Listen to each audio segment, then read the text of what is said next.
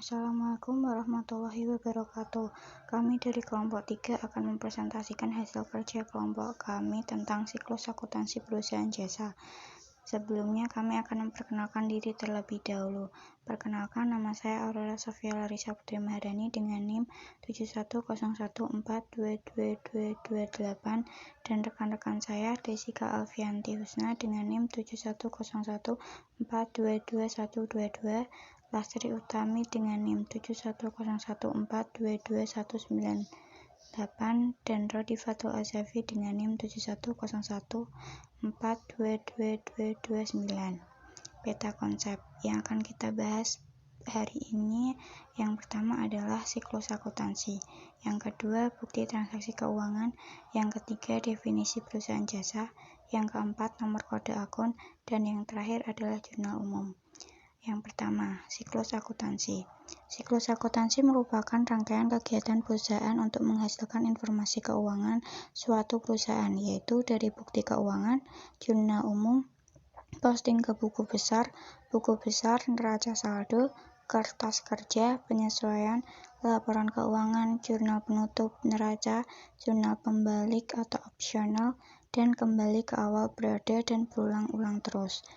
Di bawah ini merupakan dasar siklus akuntansi perusahaan. Yang kedua, bukti transaksi keuangan. Pada proses penyusunan informasi keuangan, suatu perusahaan dengan hasil akhir laporan keuangan memerlukan bukti transaksi keuangan.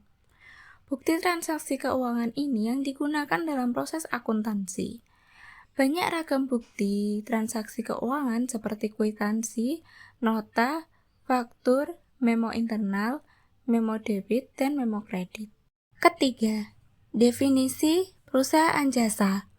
Perusahaan jasa adalah perusahaan yang kegiatan utamanya memberikan pelayanan jasa kepada konsumen untuk mendapatkan keuntungan. Dalam perusahaan jasa tidak ada persediaan jasa, tidak seperti perusahaan dagang yang mempunyai persediaan barang dagangan. Contoh bidang perusahaan jasa. Yang pertama, bisnis jasa, ada konsultan, keuangan, perbankan, dan pemeliharaan.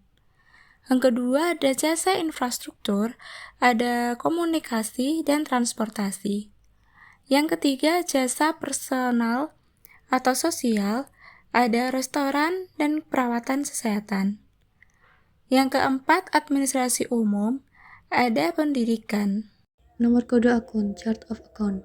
Dalam membuat jurnal umum, dibutuhkan akun-akun yang akan digunakan untuk setiap transaksi yang terjadi. Agar memudahkan dalam membuat jurnal dan proses akuntansi berikutnya, setiap akun harus diberi nomor. Penomoran akun pada setiap perusahaan berbeda-beda tergantung dari kebijakan masing-masing perusahaan. Penomoran akun ini juga akan memudahkan bagian akuntansi untuk mengentri jurnal pada program komputer. Pada umumnya, penomoran akun ini menggunakan kode angka. Berikut contoh penomoran akun dengan angka.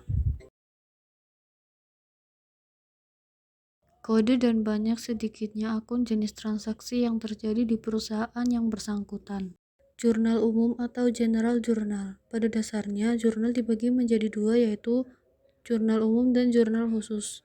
Jurnal umum adalah jurnal yang digunakan untuk mencatat semua transaksi keuangan di suatu perusahaan.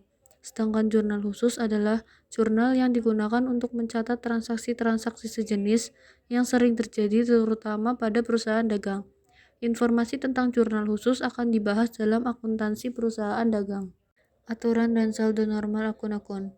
Dalam penjurnalan transaksi keuangan, perlu diketahui aturan-aturan yang berhubungan dengan bertambah atau berkurangnya akun serta saldo normal masing-masing akun.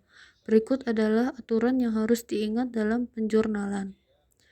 Ketentuan tersebut harus diingat pada saat penjurnalan agar tidak salah dalam memasukkan angka yang berakibat posisi debit dan kredit tidak imbang atau balance. Selanjutnya ada penjurnalan. Dalam penjurnalan perlu diketahui beberapa hal. 1.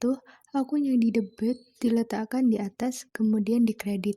Kedua, akun yang dikredit diletakkan agak menjorok ke dalam baris, sekitar 3 digit, sehingga dapat dilihat dengan jelas akun yang didebit dan yang dikredit. Peletakan angka sesuai dengan kolomnya. dan jumlah debit harus selalu sama dengan jumlah dikredit.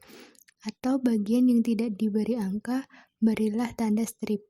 Ketiga, dalam suatu kasus bisa saja akun yang diletakkan di debit lebih dari satu, bisa 2 atau 3, dan sebaliknya, tetapi jumlah angka debit harus sama dengan jumlah angka kredit. Selanjutnya ada bentuk jurnal umum, perusahaan jurnal umum, Januari 2018. Keterangan 1. Date, diisi tanggal terjadinya transaksi sesuai bukti. 2. Akun, diisi akun masing-masing, minimal 2 akun. 3. Referensi, diisi kode akun buku besar masing-masing pada saat posting ke buku besar dilakukan. 4. Debit, diisi jumlah uang dari akun yang didebit. 5. Kredit, diisi jumlah uang dari akun yang dikredit. Setelah semua transaksi selesai di jurnal, maka dijumlah ke bawah dan jumlah debit harus sama dengan jumlah kredit. Jika tidak sama berarti ada kesalahan, silahkan dicek ulang. Terakhir ada glosarium. Jurnal umum adalah jurnal yang digunakan untuk mencatat semua transaksi keuangan di suatu perusahaan.